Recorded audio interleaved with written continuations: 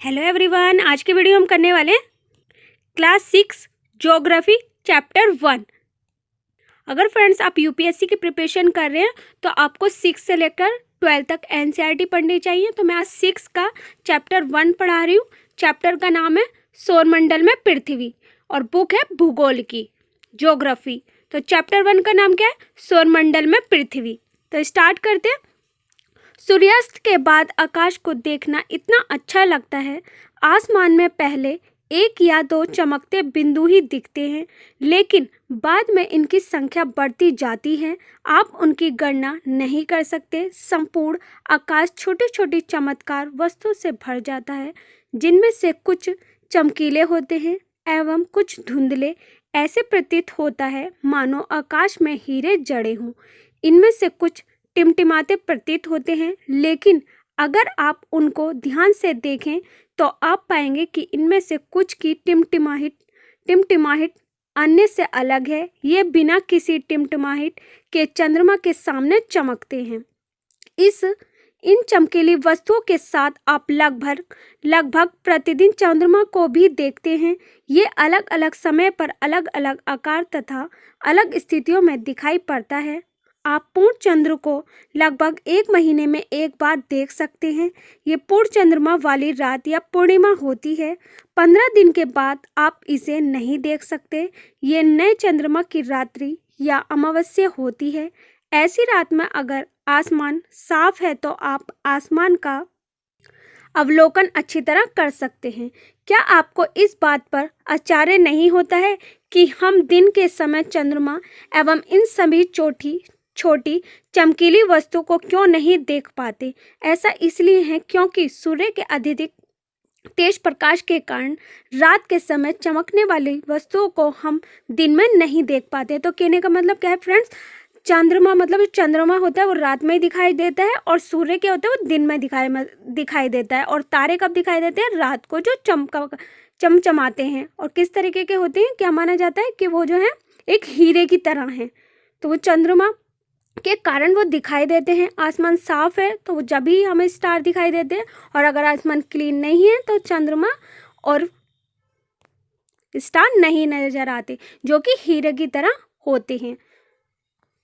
Next है सूर्य, चंद्रमा तथा वे सभी वस्तुएं जो रात के आसमान में चमकती हैं खगोलीय पिंड कहलाती हैं। जो सूर्य और चंद्रमा है वो क्या कहलाता है? आसमान में चमकते हैं तो उसे क्या कहा जाता है? खगोलीय पिंड कहलाती हैं। और कुछ खगोलीय पिंड बड़े आकार वाले तथा गर्म होते हैं, और जो खगोलीय पिंड है कुछ बड़े आकार के होते हैं और गर्म होते हैं। ये गैसों से बने होते हैं। किससे बने होते हैं? ये गैसों से बने होते हैं, और इनके पास अपनी ऊष्मा तथा प्रकाश होता है। और इनके पास क्या होता है? ऊष्मा होती है और प्रकाश होता है, और ये बड़ी मात्रा में उत्सर्जित होते हैं। और ये खगोलीय पिंडों को तारा कहता है। और इन खगोलीय पिंडों को क्या कहा जाता है? तारा कहा जाता है। और सूर्य भी एक तारा है, और सूर्य भी क्या है? एक तारा है। नेक्स्ट है रात के समय चमकते हुए अनगिनत तारे सूर्य के समान ही हैं। जो अनगिनत तारे जो रात को चमकते हैं वो क्या है?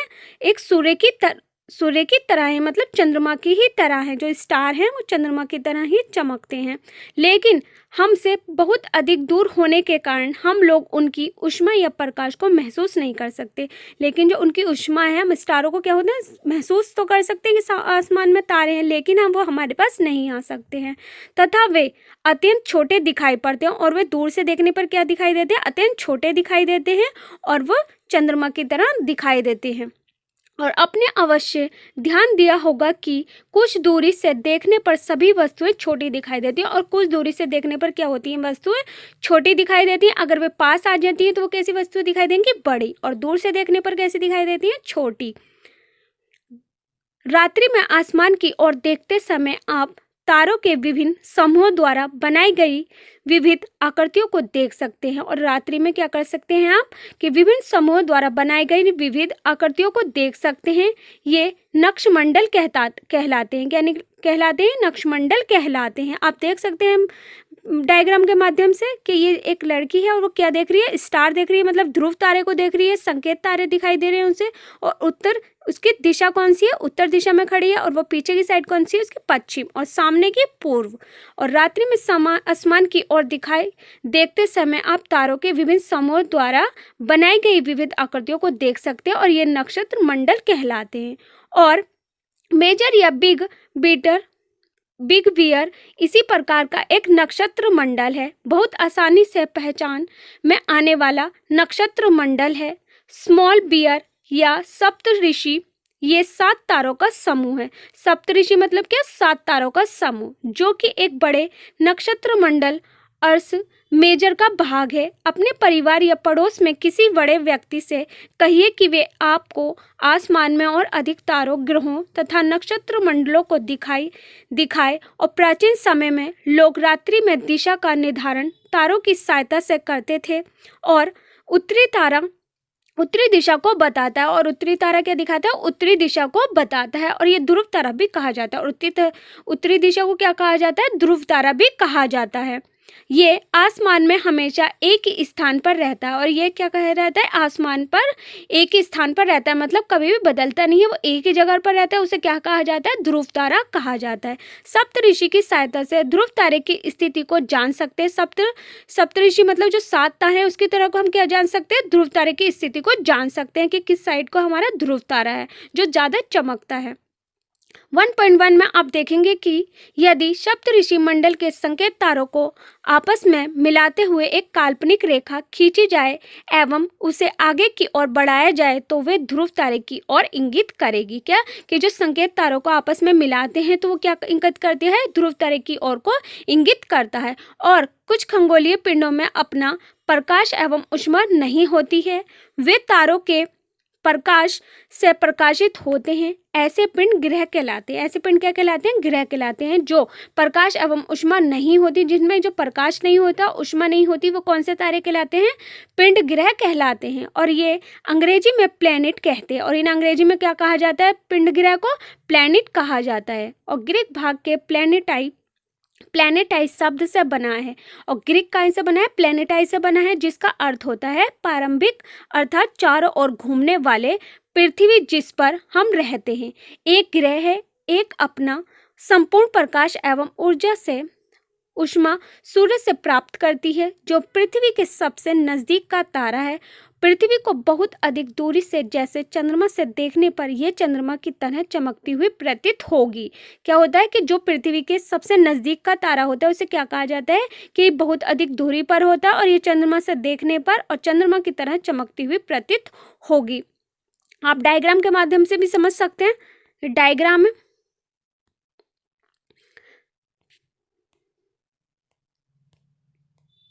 नेक्स्ट है, आसमान में दिखने वाला चंद्रमा एक उपग्रह है। आसमान में जो चंद्रमा है वो क्या है? एक उपग्रह है।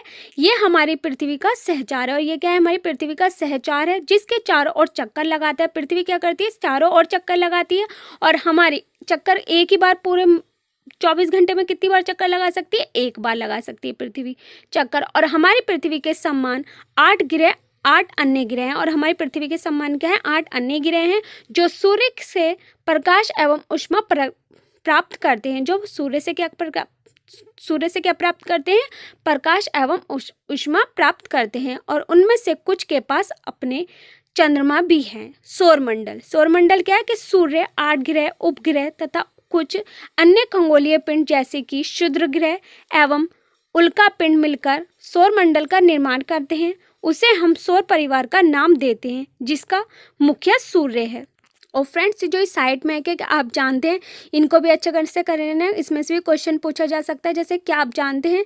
तो गेमन कहानियों में स्नेल सूर्य देवता को कहा जाता है। सौर शब्द का अर्थ है सूर्य से संबंधित। सौर शब्द का क्या अर्थ है? सूर्य से संबंधित। इसीलिए सूर्य के परिवार को सौरमंडल या सोलर सिस्टम कहा जाता है।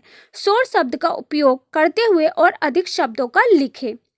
शब्द की उत्पत्ति।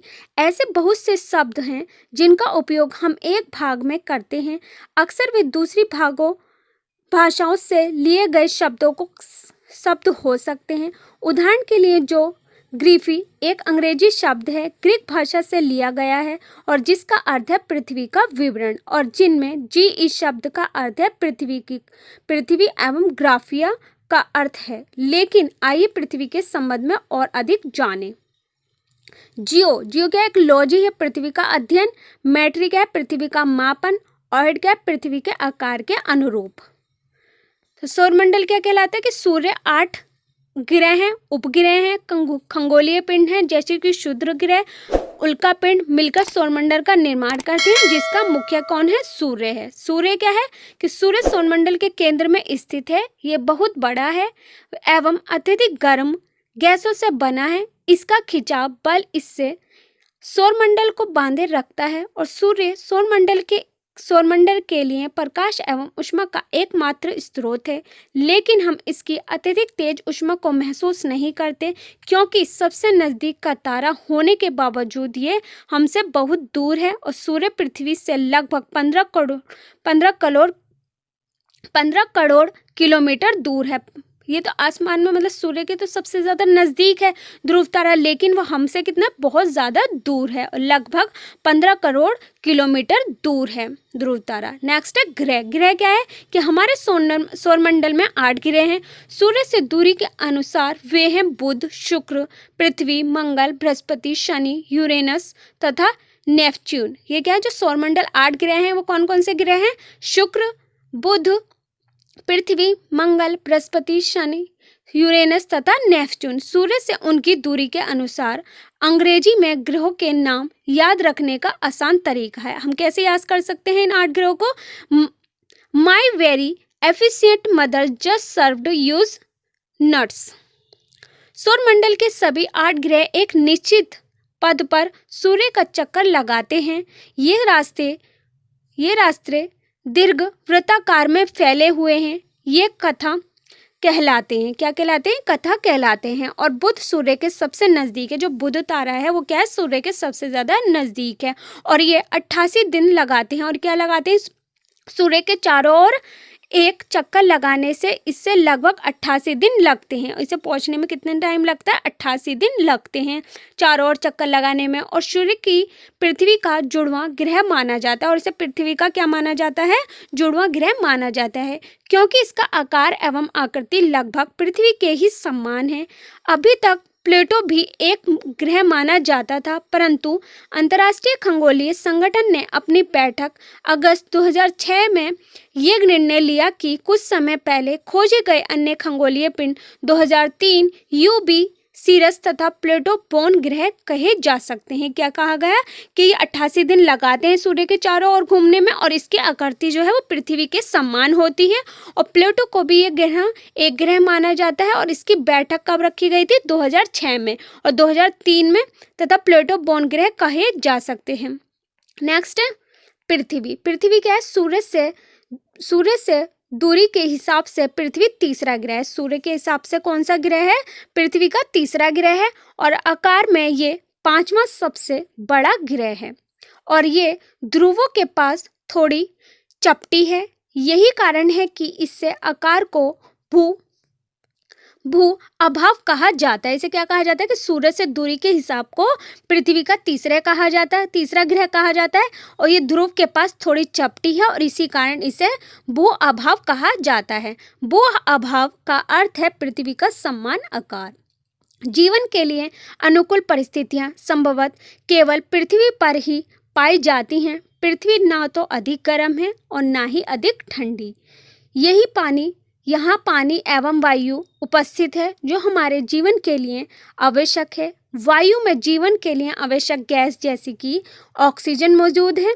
इसी कारण से पृथ्वी सौरमंडल का सबसे अद्भुत ग्रह है और अंतरिक्ष से देखने पर पृथ्वी नीले रंग की दिखाई पड़ती है, क्योंकि इसकी 2/3 सतह पानी से ढकी हुई है। इसीलिए इसे नीला ग्रह कहा जाता है। क्या है? कि सूर्य से पृथ्वी की दूरी का क्या कहा जाता है? तीसरा ग्रह कहा जाता है। और इसे आकार को भूभाग का आकार अभाव कहा जाता है और इसका अर्थ है पृथ्वी के समान आकार।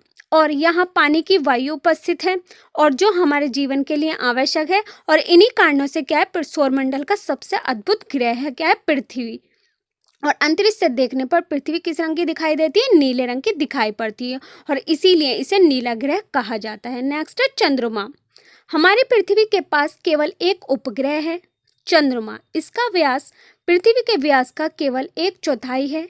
ये इतना बड़ा इसलिए प्रतीत होता है क्योंकि ये हमारे ग्रह से अन्य खगोलीय पिंडों की अपेक्षा नज़दीक है। और पिंडों की अपेक्षा नज़दीक है। ये हमसे लगभग 3,84,400 किलोमीटर दूर है। अब आप पृथ्वी से सूर्य एवं चंद्रमा की दूरी को तुलना कर सकते हैं। तो चंद्रमा क्या है कि चंद्रमा की जो पिंडों ये हमारे ग्रह से अन्य खगोलीय पिंडों की अपेक्षा नज़दीक है। जो चंद्रमा है वो हमारे अन्य खगोलीय पिंडों से नज़दीक है और ये 3,84,400 किलोमीटर दूर है। और चंद्रमा कितने किलोमीटर दूर है? 3,84,400 किलोमीटर दूर है। और पृथ्वी से सूर्य एवं चंद्रमा की दूरियों की तुलना कर सकते हैं। डायग्राम के माध्यम से भी समझ सकते हैं आप। चंद्रमा पृथ्वी का एक चक्कर लगभग 27 दिन में पूरा करता है। चंद्रमा जो है वो पृथ्वी का एक चक्कर लगभग 27 दिन में पूरा करता है। लगभग इतने ही समय में ये अपने अक्ष पर एक चक्कर भी पूरा करता है। और इसी समय में क्या करता है? ये अपने अक्ष पर एक चक्कर पूरा करता है। इसके परिणाम स्वरूप पृथ्वी से हमें चंद्रमा का केवल एक ही भाग दिखाई पड़ता है। और इसके परिणाम स्वरूप जो पृथ्वी से चंद्रमा है वो केवल एक ही भाग उसका दिखाई पड़ता है। और चंद्रमा की परिस्थितियां जीवन के लिए अनुकूल नहीं है। और चंद्रमा की जो परिस्थितियां हैं वो जीवन के लिए अनुकूल नहीं है। और यहाँ पानी है और ना ही पानी है और ना ही वायु है। और इसकी सतह पर पर्वत, मैदान एवं गड्ढे के जो चंद्रमा की सतह पर छाया बनाते हैं। पूर्णिमा के दिन चंद्रमा पर इनकी छाया को देखा जा सकता है। चंद्रमा को कब देखा जा सकता है? चंद्रमा पर इनकी छाया को कब देखा जा सकता है? पूर्णिमा के दिन। नेक्स्ट है क्षुद्र ग्रह। क्षुद्र ग्रह क्या है कि तारों, गिरोहों एवं उपग्रहों के अंतरिक्त असंख्य छोटे पिंड भी सूर्य के चारों ओर चक्कर लगाते हैं। इन पिंडों को क्षुद्र ग्रह कहते हैं। जो तारे और ग्रह हैं वो चंद्रमा के चारों ओर चक्कर लगाते हैं। इन्हें क्या कहा जाता है? क्षुद्र ग्रह कहा जाता है। और ये मंगल एवं बृहस्पति की कक्षाओं के बीच पाए जाते हैं। और ये कहाँ पाए जाते हैं? क्षुद्र ग्रह मंगल एवं बृहस्पति की कक्षाओं के बीच पाए जाते हैं। और वैज्ञानिक के अनुसार क्षुद्र ग्रह के ही भाग होते हैं। और क्या है? वैज्ञानिक के अनुसार क्षुद्र ग्रह जो है वो ग्रह के ही भाग हैं जो बहुत वर्ष पहले विस्फोट के बाद ग्रहों से टूटकर अलग हो गए थे। नेक्स्ट है उल्कापिंड। उल्कापिंड क्या है? उल्कापिंड सूर्य के चारों ओर चक्कर लगाने वाले पत्थरों के छोटे छोटे टुकड़ों को उल्कापिंड कहते हैं। सूर्य के जो चारों ओर चक्कर लगाते हैं छोटे छोटे टुकड़े, उनको क्या कहा जाता है? उल्कापिंड कहा जाता है। और कभी कभी ये उल्कापिंड पृथ्वी के इतने नज़दीक आ जाते हैं कि इनकी प्रवृत्ति पृथ्वी पर गिरने की होती है। इसी प्रक्रिया के दौरान वायु के साथ घर्षण होने के कारण ये गर्म होकर जल जाते हैं। फलस्वरूप चमकदार प्रकाश उत्पन्न होता है। कभी कभी कोई उल्का पूरी तरह जले बिना पृथ्वी पर गिरती है, जिससे धरातल पर गड्ढे बन जाते हैं। क्या आपने तारों वाले खुले आकाश में एक ओर से दूसरी ओर तक फैली चौड़ी सफ़ेद पट्टी की तरह एक चमकदार रास्ते को देखा है? ये लाखों तारों का समूह है। ये पट्टी आकाशगंगा है और हमारा सौरमंडल इस आकाशगंगा का एक भाग है। और प्राचीन भारत में इसकी कल्पना आकाश में प्रकाश की एक बहती नदी से की गई थी। इस प्रकार इसका नाम आकाशगंगा पड़ गया था। और आकाशगंगा करोड़ों तारों, बादलों तथा गैसों की एक प्रणाली है। इस प्रकार की लाखों आकाश गंगाएं मिलकर ब्रह्मांड का निर्माण करती हैं। ब्रह्मांड की विशालता की कल्पना करना अत्यधिक कठिन है। वैज्ञानिक अभी भी इसके बारे में अधिक से अधिक जानकारी एकत्रित करने में जुटे हैं। इसके आकार के संबंध में हम कोई जानकारी नहीं है, लेकिन फिर भी हम जानते हैं कि हम सभी इसी ब्रह्मांड का हिस्सा हैं। तो कहने का मतलब क्या है कि उल्कापिंड क्या है कि जो छोटे छोटे टुकड़ों में चारों ओर चक्कर लगाती है पृथ्वी को, उसे क्या कहा जाता है? उल्कापिंड कहा जाता है। और ये पृथ्वी पर गिरती है। और कभी कभी कोई उल्का पूरी तरह जले बिना पृथ्वी पर गिरती है और इससे धरातल पर गड्ढे बन जाते हैं। और खुले आकाश में एक ओर से दूसरी ओर तक फैली चौड़ी सफ़ेद पट्टी की तरह एक चमत्कार रास्ते को दिखाई देता है। और इस प्रकार इसका नाम आकाशगंगा पड़ा था। और आकाशगंगा करोड़ों तारों, बादलों तथा गैसों की एक प्रणाली है। इस प्रकार की लाखों आकाश गंगाएं मिलकर ब्रह्मांड का निर्माण करती हैं, जिससे विशालता की कल्पना करना अत्यधिक कठिन होता है और अधिक से अधिक जानकारी एकत्रित करने में ये जुटते हैं। और लेकिन फिर भी हम जानते हैं कि हम सभी इसी ब्रह्मांड का हिस्से हैं। सौरमंडल का एक भाग, हमारा सौरमंडल का आकाश गंगा का एक भाग है जो ब्रह्मांड का हिस्सा है। ब्रह्मांड से जुड़े इस तथ्य पर विचार कीजिए और इसे लाखों का आकाश गंगाएं मौजूद हैं। इस चित्र में आपका स्थान कहाँ है? आप देख सकते हैं, पहले पृथ्वी, फिर सौरमंडल, फिर आकाश गंगा एंड ब्रह्मांड। तो फ्रेंड्स, ये चैप्टर पूरा होता है आई होप, और इसके प्रश्न उत्तर हैं। इसका मैं प्रश्न उत्तर नेक्स्ट वीडियो में कराऊंगी। आई होप फ्रेंड्स आपको मेरी वीडियो पसंद आई होगी। मेरी वीडियो कैसी लगी कमेंट्स बॉक्स में लिखकर ज़रूर बताना। If you like the video so don't forget to like share and subscribe my channel and hit the bell icon, और इसे अपने फ्रेंड्सों के साथ भी शेयर करें ताकि इस वीडियो का प्रॉफिट उन्हें भी हो। और आपको नेक्स्ट कौन से टॉपिक पर वीडियो चाहिए मुझे कमेंट्स बॉक्स में लिखकर बता सकते हैं। और आपको पहले चैप्टर 2 चाहिए, इसके इंपॉर्टेंट क्वेश्चन चाहिए, वो भी आप मुझे कमेंट्स बॉक्स